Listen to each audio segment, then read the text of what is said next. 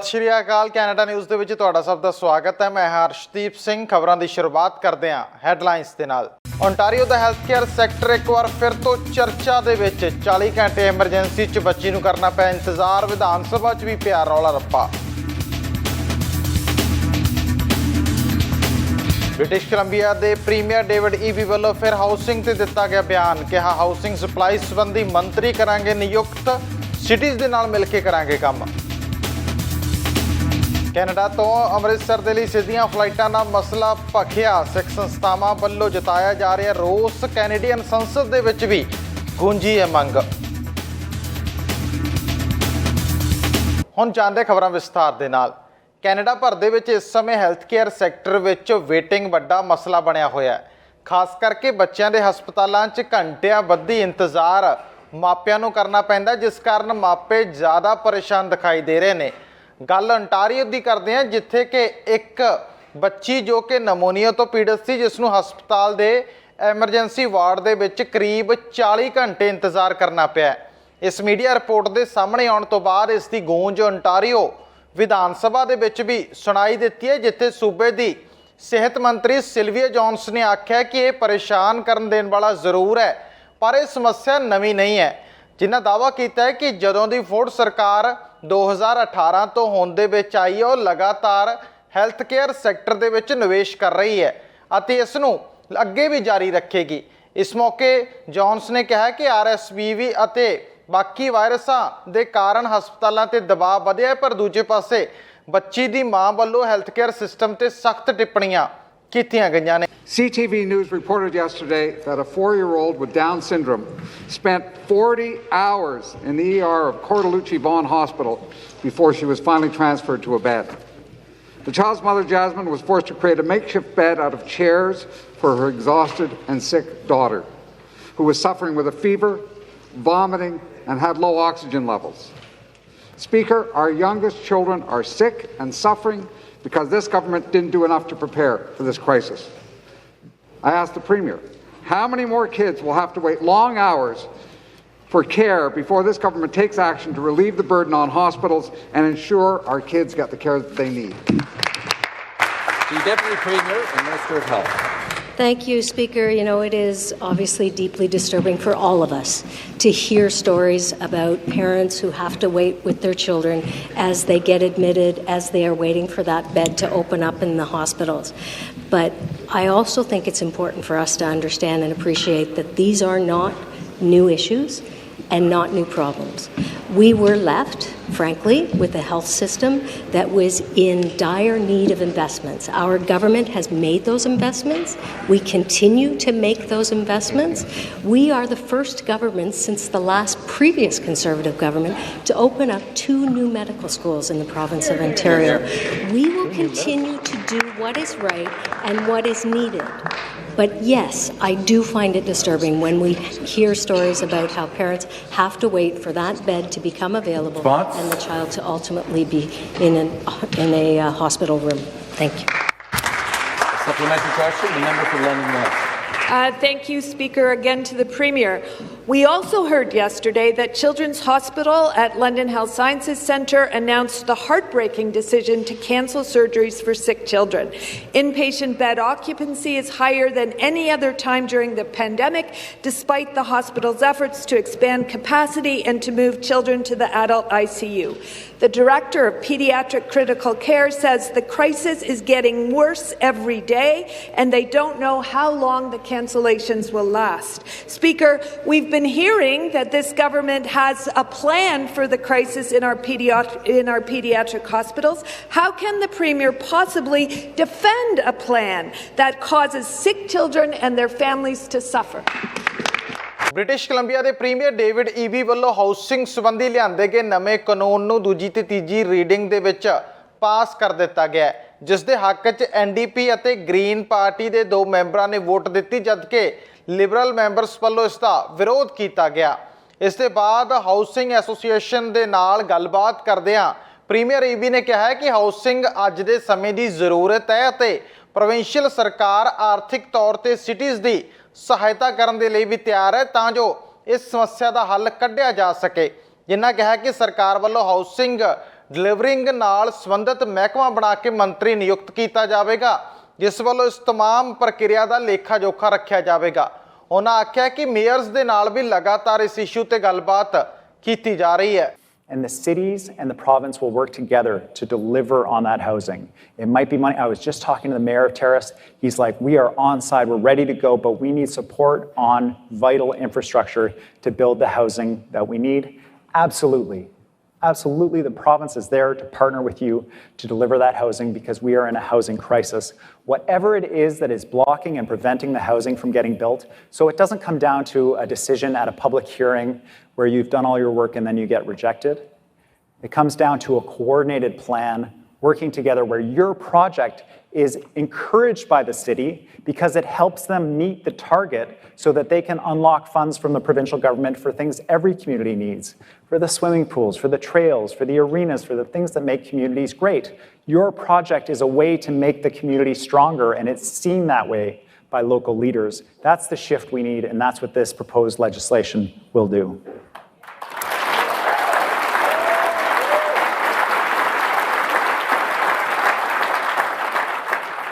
Now, some of you, I imagine a few of you, are quickly scanning back to see, because during the leadership campaign, I made a number of commitments to British Columbians about how we were going to go after the housing crisis. And those plans are very reliant on the people in this room. One of those specific proposals is around a housing acquisition strategy. We're doing the work on developing that right now. The idea is simple, and full credit to Housing Central for advocating for this, for helping design it, for working on it, because the idea is simple. When you're in a hole, like we are in relation to housing, you gotta stop digging. We can't afford to lose any affordable rental housing in this province. And there's no feeling like the feeling that a tenant has when they wake up in the morning and they open the drapes and there's a giant for sale sign hammered into the lawn out front of the building. ਬੀਤੇ ਦਿਨ ਸਰੀ ਦੇ Newton ਇਲਾਕੇ 'ਚ ਸਥਿਤ 92 secondary school ਦੇ ਵਿੱਚ ਇੱਕ 18 ਸਾਲ ਦੇ ਲੜਕੇ ਦਾ ਕਤਲ ਚਾਕੂ ਮਾਰ ਕੇ ਕਰ ਦਿੱਤਾ ਸੀ। ਇਸ ਮਾਮਲੇ ਦੀ ਜਾਂਚ ਪੁਲਿਸ ਵੱਲੋਂ ਕੀਤੀ ਜਾ ਰਹੀ ਹੈ। ਪੁਲਿਸ ਕੀ ਫੈਕਟ ਅੱਗੇ ਕੱਢ ਕੇ ਲਿਆਉਂਦੀ ਹੈ ਤਾਂ ਸਮਾਂ ਆਉਣ ਤੇ ਪਤਾ ਲੱਗੇਗਾ, ਪਰ ਪੀੜਤ ਪਰਿਵਾਰ ਵੱਲੋਂ ਕੀ ਗੱਲਬਾਤ ਇਸ ਮਸਲੇ ਨੂੰ ਲੈ ਕੇ ਕੀਤੀ ਗਈ, ਇਸ ਸੰਬੰਧੀ ਦੇਖਦੇ ਹਾਂ ਜਿਸ ਕਾਰਨ ਹੋਰਾਂ ਦੀ ਇੱਕ ਖਾਸ ਰਿਪੋਰਟ। ਅਰਸ਼, ਦੱਸੋਗੇ ਇਹ ਤੁਹਾਨੂੰ ਕਦੋਂ ਪਤਾ ਲੱਗਿਆ ਤੇ ਕਿੱਦਾਂ ਹੋਇਆ ਜੀ? ਕੱਲ੍ਹ ਸਾਨੂੰ 2:30 ਵਜੇ ਕਾਲ ਆਈ ਕਿ ਮੇਰੇ ਜਿਹੜੇ ਭਰਾ ਦੇ ਵੱਜਿਆ ਚਾਕੂ ਉਹਦੇ ਦੋਸਤ ਨੇ ਕੀਤੀ, ਕਿਉਂਕਿ ਉਹਦਾ ਦੋਸਤ ਉੱਥੇ ਸੀਗਾ ਹੌਸਪੀਟਲ 'ਚ ਉਹਦੇ ਨਾਲ, ਪਰ ਉਹਦੇ ਨਾਲ ਪੁਲਿਸ ਇਨਵੈਸਟੀਗੇਸ਼ਨ ਹੋ ਰਹੀ ਸੀ ਅਤੇ ਉਸ ਤੋਂ ਪਹਿਲਾਂ ਉਹ ਫੋਨ ਨਹੀਂ ਕਰ ਸਕਦਾ ਸੀ ਕਿਸੇ ਨੂੰ। ਅਤੇ ਕਿਸੇ ਨੇ ਨਾ ਸਾਨੂੰ ਸਕੂਲ ਵਾਲਿਆਂ ਨੇ ਨਾ ਪੁਲਿਸ ਵਾਲਿਆਂ ਨੇ ਕਿਸੇ ਨੇ ਨਹੀਂ ਦੱਸਿਆ, ਕਿਸੇ ਨੇ ਇਹ ਨਹੀਂ ਦੱਸਿਆ ਕਿ ਮੇਰਾ ਭਰਾ ਕਿਹੜੇ ਹੌਸਪੀਟਲ ਆ। ਅਸੀਂ ਸਾਰੇ ਹੌਸਪੀਟਲ ਕਾਲ ਕਰ ਲਈਆਂ, ਸਰੀ ਮੈਮੋਰੀਅਲ, ਸਾਰੇ ਕਹਿਣ ਅਸੀਂ ਤੁਹਾਨੂੰ ਕਾਲ ਬੈਕ ਕਰਦੇ ਹਾਂ, ਕੋਈ ਨਾ ਦੱਸਣ ਕਿ ਮੇਰਾ ਭਰਾ ਕਿੱਥੇ ਆ। ਮੈਂ ਸਕੂਲ ਵਾਲਿਆਂ ਨੂੰ ਕਾਲ ਕੀਤੀ, ਸਕੂਲ ਵਾਲੇ ਨੇ ਪਹਿਲਾਂ ਕਿਹਾ ਕਿ ਅਸੀਂ ਤੁਹਾਨੂੰ ਕਾਲ ਬੈਕ ਕਰਦੇ ਹਾਂ। ਫਿਰ ਮੈਂ ਦੂਜੀ ਵਾਰੀ ਕੀਤੀ, ਦੂਜੀ ਵਾਰੀ ਵੀ ਕੁਛ ਨਹੀਂ ਦੱਸਿਆ, ਕਹਿੰਦੇ ਅਸੀਂ ਕੁਛ ਦੱਸ ਨਹੀਂ ਸਕਦੇ। ਮੈਂ ਕਿਹਾ ਮੇਰਾ ਭਰਾ, ਸਾਨੂੰ ਇਹ ਨਹੀਂ ਪਤਾ ਕਿ ਕਿਹੜੇ ਹੌਸਪੀਟਲ ਆ, ਨਾ ਮੇਰੇ ਪਾਪਾ ਨੂੰ ਪਤਾ, ਨਾ ਮੰਮੀ ਨੂੰ ਪਤਾ, ਨਾ ਮੈਨੂੰ ਪਤਾ ਕਿ ਉਹ ਕਿਹੜੇ ਹੌਸਪੀਟਲ 'ਚ, ਕਿ ਉਹਨੂੰ ਕੀ ਹੋਇਆ। ਸਾਨੂੰ ਇਹ ਨਹੀਂ ਪਤਾ ਕਿ ਉਹਦੇ ਚਾਕੂ ਕਿੱਥੇ ਵੱਜਿਆ, ਸਾਨੂੰ ਕਿਸੇ ਨੇ ਕੁਛ ਨਹੀਂ ਦੱਸਿਆ, ਨਾ ਪੁਲਿਸ ਨੇ ਦੱਸਿਆ। ਕਿ ਪੁਲਿਸ ਖੁਦ ਕਾਲ ਕਰਕੇ ਦੱਸਦੀ ਕਿ ਤੁਹਾਡਾ ਇੱਥੇ ਹੈਗਾ, ਕਿ ਉਹਨਾਂ ਨੇ ਬਾਕੀ ਚੀਜ਼ਾਂ ਤਾਂ ਉਹਦੇ ਤੋਂ ਲੈ ਹੀ ਲਿੱਤੀਆਂ ਸੀ ਅਤੇ ਉਹਦੇ ਪਰਸਨਲ ID ਤੋਂ ਉਹਨੂੰ ਕਿਸੇ ਦਾ ਨੰਬਰ ਨਹੀਂ ਮਿਲਿਆ ਹੋਣਾ, ਕਿ ਉਹਦੇ ਘਰਦਿਆਂ ਨੂੰ ਇਨਫੋਰਮ ਕਰਨਾ ਨਹੀਂ ਉਹਨਾਂ ਨੇ ਜ਼ਰੂਰੀ ਸਮਝਿਆ। ਕਿ ਅਸੀਂ ਸਾਰੇ ਹੌਸਪੀਟਲਸ ਵੀ ਗਏ ਅਤੇ ਹੌਸਪੀਟਲਸ ਕਾਲ ਕੀਤੀ, ਨਾ ਕਿਸੇ ਸਾਨੂੰ ਹੌਸਪੀਟਲ ਨੇ ਕੁਛ ਵੀ ਲੀਡ ਦਿੱਤੀ ਕਿ ਹਾਂ ਤੁਹਾਡਾ ਭਰਾ ਇੱਥੇ ਆ। ਉਹਦੀ ਕੋਈ ਲੜਾਈ ਇੱਥੇ ਕਿਸੇ ਦੇ ਨਾਲ, ਕੀ ਸਕੂਲ ਦੇ ਵਿੱਚ ਪੜ੍ਹਦਾ ਸੀ ਇੱਥੇ ਟਮਾਨਵਸ? ਸਾਰੇ ਜਾਣੇ ਸੋਸ਼ਲ ਮੀਡੀਆ 'ਤੇ ਇਹ ਕਹਿ ਰਹੇ ਕਿ 2 ਸਕੂਲਾਂ ਦੀ ਲੜਾਈ ਆ, ਪ੍ਰਿੰਸੈਸ ਮਾਰਗਰੇਟ ਅਤੇ ਟਮਾਨਵਸ। ਨਾ ਮੇਰਾ ਭਰਾ ਟਮਾਨਵਸ ਜਾਂਦਾ, ਨਾ ਉਹ ਪ੍ਰਿੰਸ। ਮੇਰੇ 2 ਭਰਾ ਹੈ, ਜਿਹੜਾ ਛੋਟਾ ਭਰਾ ਹੈ ਉਹ ਗ੍ਰੇਡ 8th 'ਚ ਆ, ਉਹ ਇੱਥੇ ਪੜ੍ਹਦਾ। ਉਹ ਇਹਨੂੰ ਲੰਚ ਬ੍ਰੇਕ 'ਚ ਪਿਕ ਕਰਨ ਆਇਆ ਸੀ ਇੱਥੋਂ। ਉਹਨੇ ਇਕੱਲਾ, ਜੇ ਉਹਦੀ ਕਿਸੇ ਨਾਲ ਲੜਾਈ ਹੁੰਦੀ ਉਹ ਇਕੱਲਾ ਕਿਉਂ ਆਉਂਦਾ? ਉਹ ਆਇਆ, ਉਹਨੂੰ ਪਿਕ ਕਰਨ ਆਇਆ ਕਿ ਲੰਚ ਬ੍ਰੇਕ ਹੋਈ ਆ। ਸਕੂਲ ਵਾਲਿਆਂ ਨੇ ਤਾਂ ਸਿੱਧਾ, ਸਕੂਲ ਵਾਲਿਆਂ ਨੇ ਵੀ ਸਟੇਟਮੈਂਟ ਦਿੱਤੀ ਕਿ ਹਾਂ ਸਾਰੇ ਰਿਪੋਰਟਸ 'ਚ ਇਹ ਆ ਕਿ ਸਕੂਲ ਵਾਲਿਆਂ ਨੇ ਕਿਹਾ ਕਿ ਇਹਦੇ ਨਾਲ ਸਾਡਾ ਕੋਈ ਰਿਲੇਸ਼ਨ ਨਹੀਂ। ਹੁਣ ਇੱਥੇ ਸਾਰੇ ਘਰਦਿਆਂ ਦੀ ਕਾਰਾਂ ਖੜੀਆਂ, ਉਹ ਵੀ ਆਪਦੇ ਜਵਾਕਾਂ ਨੂੰ ਪਿਕ ਕਰਨ ਆਏ ਆ। ਹੁਣ ਲੰਚ ਬ੍ਰੇਕ ਹੋਣ ਵਾਲੀ ਆ ਅਤੇ ਉਹ ਵੀ ਸਾਰੇ ਜਾਣੇ ਪਿਕ ਕਰਨ, ਮੇਰਾ ਭਰਾ ਵੀ ਪਿਕ ਕਰਨ ਆਇਆ ਸੀ ਇੱਥੇ, ਉਹਨਾਂ ਦੀ ਵੀ ਕਾਰ ਖੜੀ ਅਤੇ ਉਹਦੇ ਚਾਕੂ ਮਾਰ ਕੇ, ਉਹਦੇ ਉੱਥੇ ਹੀ ਚਾਕੂ ਮਾਰਿਆ ਜਿੱਥੇ ਦਿਲ 'ਤੇ ਜਿਹੜੀ ਵੇਨ ਹੁੰਦੀ ਹੈ, ਜੇ ਉਹ ਕੱਟ ਹੋ ਜਾਏ ਬੰਦਾ 1 ਮਿੰਟ 'ਚ ਮਰ ਸਕਦਾ। ਹੁਣ ਆਪੇ ਸੋਚ ਲਓ ਬੰਦੇ ਨੇ ਕਿੰਨੀ ਸੋਚ ਸਮਝ ਕੇ, ਕਿੰਨੀ ਪਲੈਨਿੰਗ ਕਰਕੇ ਮਾਰਿਆ ਉਹਨੂੰ। ਇਹ ਕਿਸੇ ਬੱਚੇ ਦਾ ਕੰਮ ਨਹੀਂ ਕਿ ਸਾਰੇ ਜਾਣੇ ਕਹਿ ਰਹੇ ਕਿ ਮਾਈਨਰ ਦਾ ਹੈ। ਕਿਸੇ ਮਾਈਨਰ ਦਾ ਕੰਮ ਜੇ ਤੁਸੀਂ ਇਹਨੂੰ ਕੇਸ ਨੂੰ ਮਾਈਨਰ ਵਾਂਗੂ ਦੇਖ ਰਹੇ ਹੋ ਜਾਂ ਤੁਸੀਂ ਕੇਸ ਨੂੰ ਘੁਮਾ ਫਿਰਾ ਕੇ ਗੈਂਗ ਵਾਇਲੈਂਸ 'ਤੇ ਪਾ ਰਹੇ ਹੋ ਤਾਂ ਕਿ ਤੁਸੀਂ ਬਚ ਸਕੋ, ਸਿਸਟਮ ਬਚ ਸਕੇ। ਅਸੀਂ ਇੰਡੀਆ ਤੋਂ ਕਾਹਤੋਂ ਮੂਵ ਹੋਏ ਹਾਂ ਇੱਥੇ ਕਿਉਂਕਿ ਇੰਡੀਆ ਇਹੀ ਸਭ ਚੱਲਦਾ ਸੀਗਾ। ਮੈਨੂੰ ਮੇਰੇ ਭਰਾ ਲਈ ਸਿਰਫ ਇਨਸਾਫ ਚਾਹੀਦਾ, ਮੈਨੂੰ ਹੁਣ ਕੁਛ ਨਹੀਂ ਚਾਹੀਦਾ। ਉਹ 18 ਸਾਲਾਂ 'ਚ ਉਹਨੇ ਆਪਦੀ ਉਮਰ ਗਵਾਈ ਆ। 18 ਸਾਲ ਦਾ ਸੀ, ਉਹਦੀ ਪੂਰੀ ਜ਼ਿੰਦਗੀ ਪਈ ਸੀ ਉਹਦੇ ਅੱਗੇ ਤੇ ਇਹ ਸਾਰੇ ਹੁਣ ਪੁਲਿਸ 24 ਘੰਟੇ ਹੋ ਗਏ। ਫਸਟ ਡਿਗਰੀ ਮਰਡਰ ਆ, ਸਿੱਧਾ ਦਿਲ 'ਤੇ ਵਾਰ ਹੋਇਆ ਉਹੀ ਵੇਨ 'ਤੇ ਜਿਹਦੇ ਕਰਕੇ 1 ਮਿੰਟ 'ਚ ਕਿ ਉਹ ਪੂਰੀ ਪਲਾਨ ਸੀਗਾ ਕਿ ਉਹੀ ਵੇਨ ਕੱਟਣੀ ਆ ਸਿਰਫ ਇੱਕ ਵਾਰ ਨਾਲ ਕਿਉਂਕਿ ਉਹ ਇੱਕ ਚਾਕੂ ਉਹੀ ਵੇਨ 'ਤੇ ਲੱਗਿਆ ਜਿਹਦੇ ਕਰਕੇ ਉਹਦੇ ਦਿਲ ਦੀ ਸਾਰੀ ਉਹਦੀ ਹਾਰਟ ਬਲੱਡ ਸਰਕੂਲੇਸ਼ਨ ਬੰਦ ਹੋ ਗਈ। ਕੈਨੇਡਾ ਦੇ ਵਿੱਚ ਇੱਕ ਨਵੇਂ ਸਰਵੇਖਣ ਦੇ ਵਿੱਚ ਸਾਹਮਣੇ ਆਇਆ ਕਿ 5 ਵਿੱਚੋਂ 2 ਕੈਨੇਡੀਅਨ ਔਰਤਾਂ ਨੇ ਇਹ ਗੱਲ ਆਖੀ ਹੈ ਕਿ ਉਹ ਕਿਸੇ ਅਜਿਹੀ ਸਹੇਲੀ ਜਾਂ ਪਰਿਵਾਰਕ ਮੈਂਬਰ ਨੂੰ ਜਾਣਦੀਆਂ ਨੇ ਜਿਸ ਨੇ ਕਦੇ ਨਾ ਕਦੇ ਅਬੋਰਸ਼ਨ ਕਰਵਾਇਆ ਹੋਵੇ। ਰਿਪੋਰਟ ਮੁਤਾਬਕ 6 ਔਰਤਾਂ ਵਿੱਚੋਂ ਇੱਕ ਅਜਿਹੀ ਹੈ ਜਿਸ ਨੇ ਅਬੋਰਸ਼ਨ ਕਰਵਾਇਆ। ਇਸ ਸਰਵੇਖਣ ਵਿੱਚ ਇਹ ਵੀ ਸਾਹਮਣੇ ਆਇਆ ਕਿ ਜਿਨ੍ਹਾਂ ਮਹਿਲਾਵਾਂ ਨੇ ਗਰਭਪਾਤ ਕਰਵਾਇਆ ਤੇ ਬਹੁਤ ਔਰਤਾਂ ਅਜਿਹੀਆਂ ਵੀ ਨੇ ਜਿਨ੍ਹਾਂ ਨੇ ਅਣਚਾਹੀ ਪ੍ਰੈਗਨੈਂਸੀ ਤੋਂ ਬਾਅਦ ਬੱਚੇ ਨੂੰ ਜਨਮ ਵੀ ਦਿੱਤਾ। ਉਹਨਾਂ ਨੇ ਇਹ ਵੀ ਮਹਿਸੂਸ ਕੀਤਾ ਕਿ ਜੋ ਉਹਨਾਂ ਨੇ ਕਦਮ ਚੁੱਕਿਆ ਉਹ ਬਿਲਕੁਲ ਸਹੀ ਕਦਮ ਸੀ। ਔਰਤਾਂ ਨੇ ਆਖਿਆ ਕਿ ਅਜਿਹਾ ਕਰਕੇ ਉਹਨਾਂ ਸਹੀ ਚੋਣ ਕੀਤੀ ਹੈ। ਜਿਨ੍ਹਾਂ ਨੇ ਗਰਭਪਾਤ ਕਰਵਾਇਆ ਉਹਨਾਂ ਵਿੱਚ ਪਛਤਾਵੇ ਦੀ ਦਰ ਵੀ ਘੱਟ ਪਾਈ ਜਾਂਦੀ ਹੈ। ਐਂਕਸ ਰੀਡ ਇੰਸਟੀਚਿਊਟ ਵੱਲੋਂ ਕਰਵਾਇਆ ਗਿਆ ਇਹ ਸਰਵੇਖਣ ਇੱਕ ਨਵੀਂ ਸੀਰੀਜ਼ ਦਾ ਹੀ ਡਾਟਾ ਹੈ। ਅਗਸਤ ਵਿੱਚ 1800 ਕੈਨੇਡੀਅਨਸ ਜਿਨ੍ਹਾਂ ਵਿੱਚੋਂ 921 ਔਰਤਾਂ ਸਨ ਉਹਨਾਂ ਉੱਤੇ ਇਹ ਸਰਵੇਖਣ ਕਰਵਾਇਆ ਗਿਆ। ਇਸ ਸਰਵੇਖਣ ਦਾ ਅਸਲ ਮਕਸਦ ਇਹ ਪਤਾ ਲਗਾਉਣਾ ਸੀ ਕਿ ਗਰਭਪਾਤ ਕਰਵਾਉਣ ਦੇ ਅਣਚਾਹੇ ਗਰਭ ਨੂੰ ਸਿਰੇ ਲਾਉਣ ਦੇ ਪਿੱਛੇ ਕੈਨੇਡੀਅਨਸ ਦਾ ਤਜਰਬਾ ਕੀ ਹੈ। ਇਸ ਸਰਵੇਖਣ ਦੇ ਵਿੱਚ ਹਿੱਸਾ ਲੈਣ ਵਾਲੀਆਂ 16% ਔਰਤਾਂ ਨੇ ਆਖਿਆ ਕਿ ਉਹਨਾਂ ਨੇ ਖੁਦ ਅਬੋਰਸ਼ਨ ਕਰਵਾਇਆ ਜਦਕਿ 15% ਔਰਤਾਂ ਨੇ ਇਹ ਵੀ ਕਿਹਾ ਹੈ ਕਿ ਉਹਨਾਂ ਨੇ ਅਣਚਾਹੇ ਗਰਭ ਨੂੰ ਸਿਰੇ ਵੀ ਚਾੜਿਆਗਾ। 4% ਔਰਤਾਂ ਨੇ ਉਹਨਾਂ ਨੂੰ ਦੋਵੇਂ ਤਰ੍ਹਾਂ ਦੇ ਹਾਲਾਤਾਂ ਦਾ ਸਾਹਮਣਾ ਕਰਨਾ ਪਿਆ। ਕਾਬਲੇ ਗੌਰ ਹੈ ਕਿ ਅਮਰੀਕਾ ਦੀ ਸੁਪਰੀਮ ਕੋਰਟ ਵੱਲੋਂ ਅਬੋਰਸ਼ਨ ਸੰਬੰਧੀ ਕਾਨੂੰਨ ਨੂੰ ਪਲਟਣ ਤੋਂ ਬਾਅਦ ਇਹ ਮਸਲਾ ਕੈਨੇਡਾ ਵਿੱਚ ਵੀ ਚਰਚਾ ਦਾ ਵਿਸ਼ਾ ਬਣਿਆ ਹੋਇਆ ਹੈ। ਬੇਸ਼ੱਕ ਕੈਨੇਡਾ ਦੇ ਪ੍ਰਧਾਨ ਮੰਤਰੀ ਜਸਟਿਨ ਟਰੂਡੋ ਇਸ ਸੰਬੰਧੀ ਆਪਣਾ ਪੱਖ ਸਪਸ਼ਟ ਕਰ ਚੁੱਕੇ ਨੇ ਪਰ ਸਰਵੇਖਣਾਂ ਦੇ ਜ਼ਰੀਏ ਕੈਨੇਡੀਅਨਾਂ ਦੇ ਮਨ ਨੂੰ ਟਟੋਲਣ ਦੀ ਕੋਸ਼ਿਸ਼ ਵੀ ਹੋ ਰਹੀ ਹੈ। ਪਿਛਲੇ ਹਫ਼ਤੇ Canada India air transport agreement ਦਾ ਵਿਸਥਾਰ ਕੀਤਾ ਗਿਆ ਜਿਸ ਤਹਿਤ ਭਾਰਤ ਦੇ 6 ਏਅਰਪੋਰਟਸ ਲਈ ਦੋਵੇਂ ਮੁਲਕਾਂ ਦਰਮਿਆਨ ਅਨਲਿਮਟਿਡ ਫਲਾਈਟਸ ਚੱਲ ਸਕਦੀਆਂ ਨੇ ਪਰ ਇਸ ਨਵੇਂ ਐਗਰੀਮੈਂਟ ਦੇ ਵਿੱਚੋਂ ਪੰਜਾਬ ਦੇ ਏਅਰਪੋਰਟਸ ਬਾਹਰ ਰੱਖੇ ਗਏ ਨੇ। ਉਹਨਾਂ ਨੂੰ ਇਸ ਵਿੱਚ ਸ਼ਾਮਲ ਨਹੀਂ ਕੀਤਾ ਗਿਆ ਜਿਸ ਦੇ ਬਾਅਦ ਕਮਿਊਨਿਟੀ ਦੇ ਵਿੱਚ ਨਿਰਾਸ਼ਾ ਪਾਈ ਜਾ ਰਹੀ ਹੈ। ਇਸ ਮਸਲੇ ਨੂੰ ਲੈ ਕੇ ਵਰਲਡ ਸਿੱਖ ਆਰਗੇਨਾਈਜੇਸ਼ਨ ਵੱਲੋਂ ਸਖਤ ਇਤਰਾਜ਼ ਪ੍ਰਗਟ ਕਰਦਿਆਂ ਮਿਨਿਸਟਰ ਅਲਗਬਰਾ ਨੂੰ ਇੱਕ ਪੱਤਰ ਲਿਖਿਆ ਗਿਆ ਜਿਸ ਵਿੱਚ ਇਹ ਮੰਗ ਕੀਤੀ ਗਈ ਹੈ ਕਿ ਸਿੱਧੀ ਉਡਾਣ ਲਈ ਚੁਣੇ ਗਏ ਏਅਰਪੋਰਟਸ ਦੇ ਵਿੱਚ ਅੰਮ੍ਰਿਤਸਰ ਅਤੇ ਚੰਡੀਗੜ੍ਹ ਨੂੰ ਨਾ ਜੋੜਨਾ ਮੰਦਭਾਗਾ ਹੈ। WHO ਨੇ ਆਖਿਆ ਕਿ ਟਰਾਂਸਪੋਰਟ ਸੰਬੰਧੀ ਰਿਸ਼ਤਿਆਂ ਵਿੱਚ ਸੁਧਾਰ ਤੇ ਬਿਹਤਰੀਨ ਫਲਾਈਟ ਬਦਲ ਯਕੀਨਨ ਹਾਂ ਪੱਖੀ ਕਦਮ ਹੈ ਪਰ ਕੈਨੇਡਾ ਦੇ ਪੰਜਾਬੀ ਅਤੇ ਸਿੱਖ ਇਸ ਗੱਲ ਤੋਂ ਨਿਰਾਸ਼ ਨੇ ਕਿ ਇਸ ਸਮਝੌਤੇ ਵਿੱਚ ਪੰਜਾਬ ਦੇ ਏਅਰਪੋਰਟਸ ਨੂੰ ਸ਼ਾਮਲ ਨਹੀਂ ਕੀਤਾ ਗਿਆ। ਕੈਨੇਡਾ ਵਿੱਚ ਪੰਜਾਬੀ ਕਮਿਊਨਿਟੀ ਵੱਡੀ ਗਿਣਤੀ 'ਚ ਵਸਦੀ ਹੈ ਤੇ ਪੰਜਾਬ ਨਾਲ ਅਜੇ ਵੀ ਸਭ ਦੀਆਂ ਤੰਦਾਂ ਡੂੰਘੀਆਂ ਜੁੜੀਆਂ ਹੋਈਆਂ ਨੇ। ਇੱਥੇ ਰਹਿਣ ਵਾਲੇ ਬਹੁਤੇ ਪੰਜਾਬੀ ਕੈਨੇਡਾ ਤੇ ਅੰਮ੍ਰਿਤਸਰ ਦਰਮਿਆਨ ਸਿੱਧੀ ਫਲਾਈਟ ਦੀ ਪੈਰਵਾਈ ਕਰਦੇ ਨੇ ਪਰ ਅਜੇ ਤੱਕ ਇਸ ਦੇ ਵਿੱਚ ਸਫਲਤਾ ਪ੍ਰਾਪਤ ਨਹੀਂ ਹੋ ਸਕੀ। ਕੈਨੇਡਾ ਤੇ ਭਾਰਤ ਦੇ ਦਰਮਿਆਨ ਬਹੁਗਿਣਤੀ ਟਰੈਵਲਸ ਪੰਜਾਬ ਦੇ ਨਾਲ ਸੰਬੰਧਿਤ ਨੇ। ਕੈਨੇਡਾ ਤੇ ਪੰਜਾਬ ਦਰਮਿਆਨ ਸਿੱਧੀਆਂ ਫਲਾਈਟਾਂ ਨਾ ਹੋਣ ਕਾਰਨ ਇਹਨਾਂ ਟਰੈਵਲਸ ਦਾ ਕਾਫੀ ਸਮਾਂ ਬਰਬਾਦ ਹੋਣ ਦੇ ਨਾਲ ਆਪਣੀ ਮੰਜ਼ਿਲ ਤੱਕ ਪਹੁੰਚਣ ਦੇ ਲਈ ਪੈਸੇ ਦੀ ਬਰਬਾਦੀ ਵੀ ਜ਼ਿਆਦਾ ਹੁੰਦੀ ਹੈ। ਸੋ ਇਸ ਸੰਬੰਧੀ ਕੰਜ਼ਰਵੇਟਿਵ MP ਬ੍ਰੈਡ ਲਵਿਸ ਵੱਲੋਂ ਇੱਕ ਪਟੀਸ਼ਨ ਹਾਊਸ ਦੇ ਵਿੱਚ ਟੇਬਲ ਕੀਤੀ ਗਈ ਹੈ ਜਿਸ ਦੇ ਰਾਹੀਂ ਉਹਨਾਂ ਨੇ ਹਾਊਸ ਆਫ ਕਾਮਨਸ ਦੇ ਵਿੱਚ ਵੈਨਕੂਵਰ ਤੇ ਟੋਰਾਂਟੋ ਤੋਂ ਅੰਮ੍ਰਿਤਸਰ ਦੇ ਲਈ ਸਿੱਧੀਆਂ ਫਲਾਈਟਾਂ ਚਲਾਉਣ ਵਾਸਤੇ ਕੋਸ਼ਿਸ਼ ਕਰਨ ਦੀ ਮੰਗ ਕੀਤੀ ਹੈ। Mr. Speaker, Canada and Mission Maskwi Fraser Canyon are home to a vibrant community of more than 1 million Punjabi Canadians. Each year, many travel to the Punjab region to visit family, friends, and religious landmarks like the Golden Temple. But right now, they must fly into Delhi and make the long journey by train, bus, or other means. Canadians are asking for direct flight service from Vancouver or Toronto to Amritsar, Punjab, which will cut travel times drastically. This is good for our economy and it makes good economic sense. I am pleased today, Mr. Speaker, to table petition E3771, signed by more than 14,000 Canadians, calling on the Government of Canada to work with airlines, India's High Commission, to initiate this direct flight service as soon as possible. Mr. Speaker, we can get this done, and petitioners from across Canada look forward in good faith to the government's response. Thank you, Mr. Speaker. Alberta the premier Daniel Smith ਵੱਲੋਂ ਇੱਕ ਸੰਬੋਧਨ ਕੀਤਾ ਗਿਆ ਜਿਸ ਵਿੱਚ ਉਹਨਾਂ ਮਹਿੰਗਾਈ ਅਤੇ ਕਿਫਾਇਤੀ ਗਰੋਸਰੀ ਸਿਹਤ ਸੰਭਾਲ ਪ੍ਰਤੀ ਆਪਣੀ ਸਰਕਾਰ ਦੀ ਪਹੁੰਚ ਦੀ ਰੂਪਰੇਖਾ ਦੱਸੀ।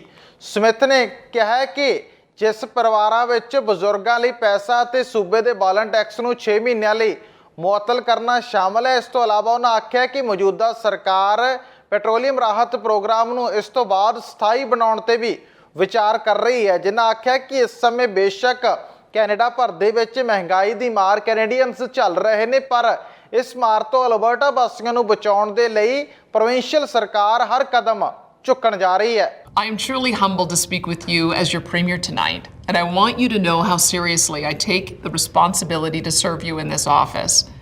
We are facing a very difficult time as a country and as a province. We've been through a lot together these past 3 years, but still have many challenges ahead of us.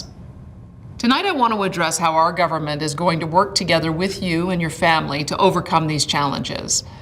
First off, I wish to address the inflation and affordability crisis.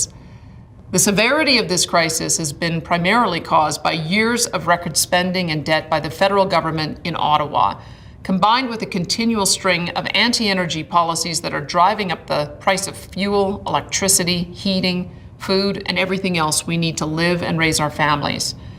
Too many moms and dads are having to choose between nutritious food for their children and making their rising mortgage payments. Many seniors are choosing between filling their needed prescriptions and fuel for their vehicles. As a province, we can't solve this inflation crisis on our own. But due to our strong fiscal position and balanced budget, we can offer substantial relief so Albertans and their families are better able to manage through this storm. That is why our government will be implementing a series of affordability measures to benefit all Albertans, with additional targeted relief for seniors, the vulnerable, and families. Although details of this Inflation Relief Act are still being finalized, measures will include the following. For seniors and families with dependent children under 18 years of age, we will provide $600 over 6 months for each child as well as each senior. This will be targeted to middle-income families with household incomes below $180,000. That same amount will be provided to vulnerable Albertans collecting AISH and PDD and income support. Alberta ਦੇ justice minister tiger ਸ਼ੈਡਰੋ ਨੇ federal ਸਰਕਾਰ ਤੋਂ RCMP commissioner Brenda Lucky ਨੂੰ ਬਰਖਾਸਤ ਕਰਨ ਦੀ ਮੰਗ ਕੀਤੀ ਹੈ। Justice minister ਦਾ ਕਹਿਣਾ ਹੈ ਕਿ ਲੱਕੀ ਦੀ ਅਗਵਾਈ ਵਿੱਚ RCMP ਦੇ ਅਕਸ ਨੂੰ ਢਾਹ ਲੱਗੀ ਹੈ। ਸ਼ੈਂਡਰੋ ਨੇ ਬਿਆਨ ਵਿੱਚ ਕਿਹਾ ਕਿ ਅਲਬਰਟਾ ਨੇ ਲੱਕੀ ਵਿੱਚ ਭਰੋਸਾ ਗਵਾ ਦਿੱਤਾ ਹੈ। ਉਹਨਾਂ ਕਿਹਾ ਕਿ RCMP ਕਮਿਸ਼ਨਰ ਮਿਆਰ ਨੂੰ ਕਾਇਮ ਰੱਖਣ ਦੇ ਵਿੱਚ ਸਫਲ ਰਹੇ ਨੇ। ਜਸਟਿਸ ਮਿਨਿਸਟਰ ਨੇ ਆਖਿਆ ਕਿ RCMP ਦੀ ਸ਼ਾਖ ਨੂੰ ਸੁਧਾਰਿਆ ਜਾਣਾ ਚਾਹੀਦਾ ਕਿਉਂਕਿ ਪੁਲਿਸ ਸੇਵਾ ਨੂੰ ਬਹੁਤ ਨੁਕਸਾਨ ਇਸ ਦੇ ਨਾਲ ਪਹੁੰਚਦਾ ਹੈ। ਪਬਲਿਕ ਸੇਫਟੀ ਮਿਨਿਸਟਰ ਮਾਰਕੋ ਮੈਂਡੀਚੀਨੋ ਦਾ ਕਹਿਣਾ ਹੈ ਕਿ ਉਹ ਕਮਿਸ਼ਨਰ ਲੱਕੀ ਨੂੰ ਨਹੀਂ ਹਟਾਉਣਗੇ। ਮੈਂਡੀਚੀਨੋ ਨੇ ਕਿਹਾ ਕਿ ਮੈਨੂੰ ਅਤੇ ਸਰਕਾਰ ਨੂੰ ਕਮਿਸ਼ਨਰ ਉੱਤੇ ਭਰੋਸਾ ਹੈ। ਕਮਿਸ਼ਨਰ ਆਮ ਵਾਂਗ ਆਪਣਾ ਕਾਰਜਕਾਲ ਪੂਰਾ ਕਰਨਗੇ ਅਤੇ ਉਸ ਤੋਂ ਬਾਅਦ ਹੀ ਅਗਲੀ ਪ੍ਰਕਿਰਿਆ ਹੋਵੇਗੀ। ਇਸ ਤੋਂ ਬਾਅਦ ਜਸਟਿਸ ਮਿਨਿਸਟਰ ਦੁਆਰਾ ਮਿਨਿਸਟਰ ਲੱਕੀ ਨੂੰ ਹਟਾਏ ਜਾਣ ਦੀ ਮੰਗ ਦਾ ਫਿਲਹਾਲ ਕੋਈ ਜਵਾਬ ਬੇਸ਼ੱਕ ਨਹੀਂ ਮਿਲਿਆ। ਅਲਬਰਟਾ ਦੇ ਮਿਨਿਸਟਰ ਨੇ ਕਿਹਾ ਕਿ ਲੱਕੀ ਐਮਰਜੈਂਸੀ ਐਕਟ ਨੂੰ ਲਾਗੂ ਕਰਨ ਦੇ ਫੈਸਲੇ ਤੋਂ ਪਹਿਲਾਂ ਸਰਕਾਰ ਨੂੰ ਹੋਰਨਾਂ ਵਿਕਲਪਾਂ ਬਾਰੇ ਸੂਚਿਤ ਕਰਨ 'ਚ ਅਸਫਲ ਸਾਬਤ ਹੋਏ ਨੇ।